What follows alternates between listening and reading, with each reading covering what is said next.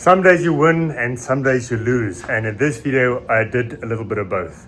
I'm running out of time. This video is supposed to go out tomorrow, so this is a quick update on the last two fixes on the WeBuyCars Volvo before it goes up for sale. Now, the last two issues was a persistent coolant leak, and I couldn't figure out, but every time I drive it, the coolant is a centimeter lower after standing for a while. And I had a look around and I found the issue. I actually packed up all my tools and now it looks like this again. One of those days, and there's a hole in my finger. Anyways, if you look down there, maybe you'll be able to see it, maybe not. But this little hose here, this black one there, that's just a crossover pipe from hard line below to a hard line above. And that one looked like this. So I was pretty sure this was the offending part and it was dripping below on the gearbox. When I took this off, you could see how expanded this is, and there's a hole there. So it wasn't a big leak, but that should be sorted now. So the coolant system, I think, is now going to be fine. And the next issue, or one thing I'm still busy doing, is I'm still busy flushing and refilling the power steering so we can get all this good stuff in there. So I just stuck the screwdriver through my finger trying to get one of the hose clamps back on. Anyways, that's one thing that wasn't an issue. But the last issue was that persistent check engine light, or it's actually intermittent. And what I tested was up here by the plugs that I cleaned. It was in there. I'll put some footage in right now. So I'm going to start by taking this surgical spirit or isopropyl alcohol. It's 80 Rand for this bottle, super expensive. And I've already, so I'm going to use this and a paintbrush and clean the plugs and then dry it properly with air. And then I'm going to take contact cleaner and unplug the plug, spray it with this, dry it again, plug it back in and see if that works. If it doesn't, I might have to replace the sensor.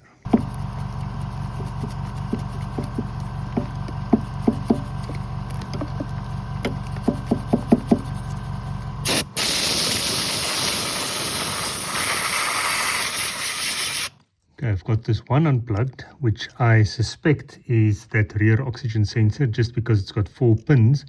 So I'm going to clean this properly with contact cleaner, plug it in and out a few times to clean the contacts or the pins, and then dry it out and plug it back in, and then I'll do the other bigger one.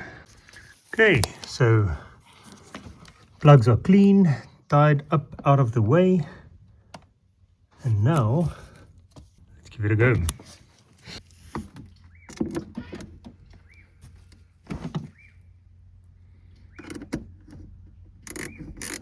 Okay, so I've cleared the codes with the top on.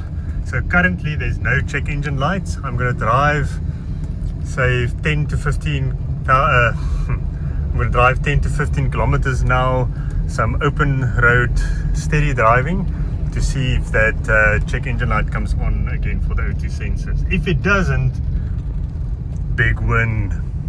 Okay, I've driven about 15 Ks now, 10 of which were constant at 100, which usually triggers that code. Nothing yet, so let's drive back home and see if it comes back. So far so good.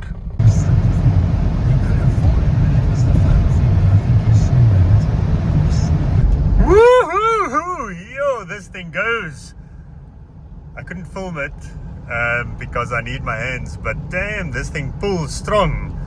And I've done at least 20 Ks open road now at 110 kilometers per hour. No check engine light yet, so that's very good news, a very good sign. I don't think it's going to come back if it hasn't yet.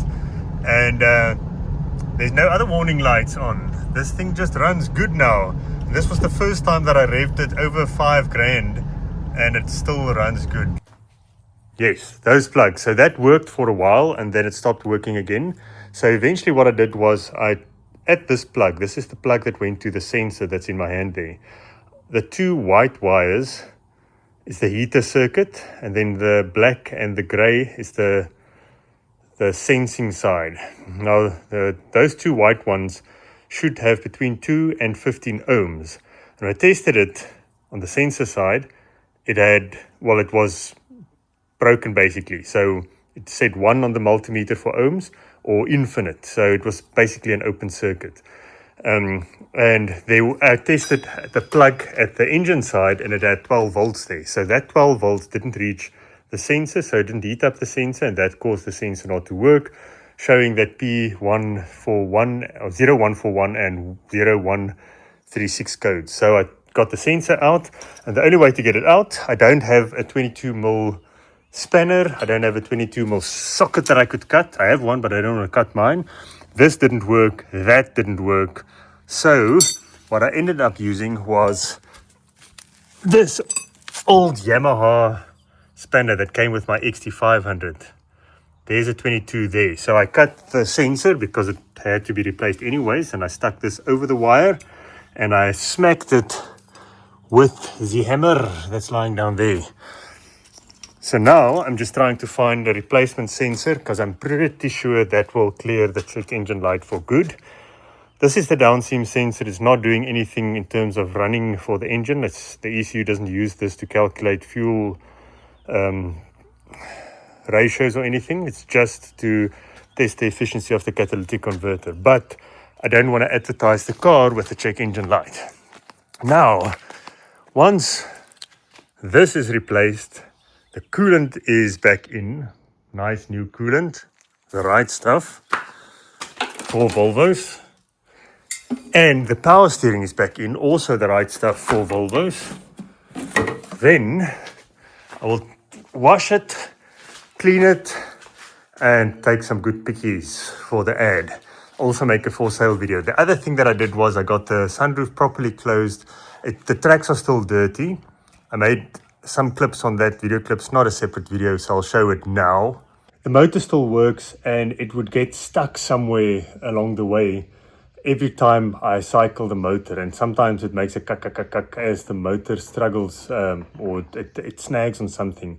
So what I did was I removed the glass first, and then I cycled the motor, and what I noticed was the one stops in the flat position while that one goes all the way to tilt, and then when I go down, this one moves further back. So they were clearly out of sync, and it was super grimy, especially there. So I removed all of this and disconnected the motor, which is that gray thing there. Luckily only 2 bolts, Torx bolts, T25s, and now I could manually move them, except I couldn't because they were so stuck. So that one was in the tilt position, this one wouldn't move. And then I started cleaning it with this. It's isopropyl alcohol. If any of you watching know where I can find big bottles of this for cheap, please let me know, please. And it has to be like a very high percentage. That is 85% alcohol. This was 80 Rand at the pharmacy, 80 Rand for 100 mils, but I want a liter bottle because this is magic. I took a paintbrush and I brushed it, and immediately it dissolves any gunk, like immediately. It's amazing. And then I used contact cleaner. This is actually much cheaper. And I spray that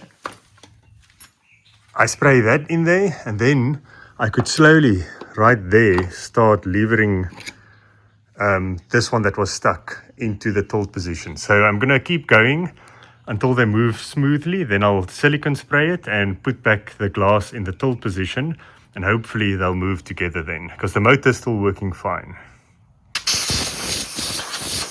Okay, so I blew out all the tracks with air.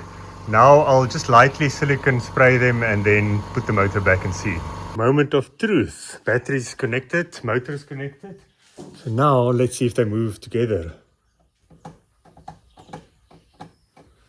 Okay, probably need to put the key in the ignition. Let's see.